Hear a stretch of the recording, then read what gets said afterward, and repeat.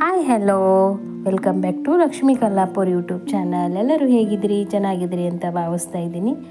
ನವರಾತ್ರಿ ವಿಶೇಷವಾಗಿ ನಾನು ಪ್ರಸಾದಕ್ಕೋಸ್ಕರ ಇವತ್ತು ಶೇಂಗಾ ಉಶ್ಲಿ ಮಾಡೋದು ಯಾವ ರೀತಿ ಅಂತ ಈ ವಿಡಿಯೋದಲ್ಲಿ ತೋರಿಸ್ತಾ ಇದ್ದೀನಿ. ನಾನು ಮೊದಲಿಗೆ ಅರ್ಧ kg ಶೇಂಗಾವನ್ನು ಚೆನ್ನಾಗಿ ತೊಳೆದು ರಾತ್ರಿನೇ ನೆನೆಸಿಟ್ಕೊಂಡಿದ್ದೆ.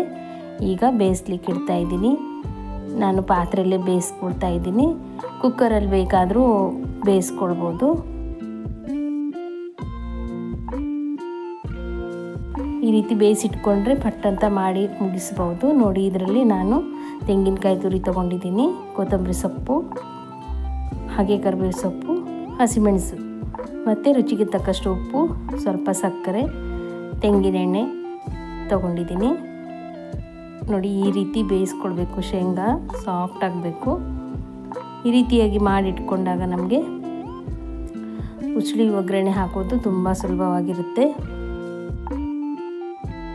ಇವಾಗ ಮಾಡುವ ವಿಧಾನ: ಒಂದು ಪಾತ್ರೆ ಬಿಸಿ ಇಟ್ಕೊಂಡಿದ್ದೀನಿ. ಇದಕ್ಕೆ ಸ್ವಲ್ಪ ತೆಂಗಿನೆಣ್ಣೆ ಹಾಕ್ಕೊಳ್ಬೇಕು, 1-2 ಚಮಚದಷ್ಟು. ನಂತರ ಸಾಸಿವೆ ಹಾಕ್ಕೊಳ್ಬೇಕು. ಸಾಸಿವೆ ಸಿಡಿದ ನಂತರ ಇದಕ್ಕೆ ನಾನು ಕರಿಬೇವು ಸೊಪ್ಪು ಮತ್ತು ಹಸಿಮೆಣಸನ್ನು ಹಾಕಿ ಬಾಡಿಸ್ಕೊಳ್ತೀನಿ. ನಂತರ ನೋಡಿ, ಬೇಯಿಸಿಟ್ಟಿರುವಂಥ ಶೇಂಗಾ ಬೀಜವನ್ನು ಇದಕ್ಕೆ ಹಾಕ್ಕೊಳ್ಬೇಕು. ಎಲ್ಲವನ್ನು ಚೆನ್ನಾಗಿ ಮಿಕ್ಸ್ ಮಾಡಿಕೊಳ್ಬೇಕು.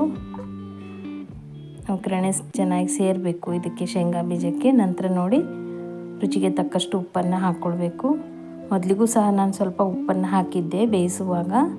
ಇವಾಗ ನೋಡಿಬಿಟ್ಟು ಸ್ವಲ್ಪ ಹಾಕ್ಕೊಳ್ಬೇಕು. ಹಾಗೆ ಎಲ್ಲ ಚೆನ್ನಾಗಿ ಮಿಕ್ಸ್ ಕೊಟ್ಟು ಇವಾಗ ನೋಡಿ, ತೆಂಗಿನಕಾಯಿ ತುರಿದಿಟ್ಟಿರುವಂಥದ್ದು ಇದಕ್ಕೆ ಹಾಕ್ಕೊಳ್ಬೇಕು. ಇದು ತೆಂಗಿನಕಾಯಿ ಎಷ್ಟು ಹಾಕಿದರೂ ತುಂಬ ರುಚಿಯಾಗೇ ಬರುತ್ತೆ. ನಾವು ಹೆಚ್ಚು ಕಡಿಮೆ ಹಾಕ್ಕೊಳ್ಬೋದು. ಆಮೇಲೆ ಇದಕ್ಕೆ 1-2 ಸ್ಪೂನು ಸಕ್ಕರೆಯನ್ನು ಸೇರಿಸ್ಕೊಳ್ಬೇಕು. ಇದು ಕೂಡ ಟೇಸ್ಟ್ ಕೊಡುತ್ತೆ ಉಸ್ಲಿಗೆ. ಇವಾಗ ನೋಡಿ, ಉಸ್ಲಿ ರೆಡಿ ಆಗ್ತಾ ಬಂದಿದೆ. ಈಗ ಕಟ್ ಮಾಡಿಟ್ಟಿರೋಂಥ ಕೊತ್ತಂಬರಿ ಸೊಪ್ಪನ್ನು ಸೇರಿಸ್ಕೊಂಡು ಮತ್ತೆ ಚೆನ್ನಾಗಿ ಮಿಕ್ಸ್ ಕೊಡಬೇಕು. ಇವಾಗ ರೆಡಿ ಆಯಿತು. ನಾನು ಇದಕ್ಕೆ 1 ಸ್ಪೂನ್ ಆಗುವಷ್ಟು ತುಪ್ಪವನ್ನು ಹಾಕ್ಕೊಳ್ತಾ ಇದ್ದೀನಿ.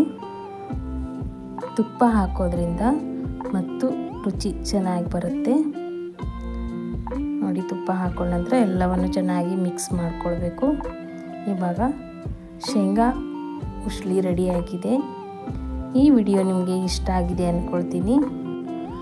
ಮನೆಯಲ್ಲಿ ಎಲ್ಲರೂ ಇರುವಾಗ ಅಥವಾ ಪೂಜಾ ಸಮಯದಲ್ಲಿ ಈ ರೆಸಿಪಿಯನ್ನು ಟ್ರೈ ಮಾಡಿ, ತುಂಬ ಇಷ್ಟಪಡ್ತಾರೆ ಎಲ್ಲರೂ. ಹಾಗೆ ಪ್ರಸಾದಕ್ಕೂ ಒಳ್ಳೆಯದಾಗುತ್ತೆ. ಈ ವಿಡಿಯೋ ನಿಮಗೆ ಇಷ್ಟ ಆಗಿದೆ ಅಂದ್ಕೊಳ್ತೀನಿ. ಇಷ್ಟ ಆಗಿದ್ದರೆ ಲೈಕ್ ಮಾಡಿ, ಶೇರ್ ಮಾಡಿ, ಸಬ್ಸ್ಕ್ರೈಬ್ ಮಾಡೋದನ್ನು ಮರಿಬೇಡಿ. ಈ ವಿಡಿಯೋ ನೋಡಿದ್ದಕ್ಕಾಗಿ ಧನ್ಯವಾದಗಳು.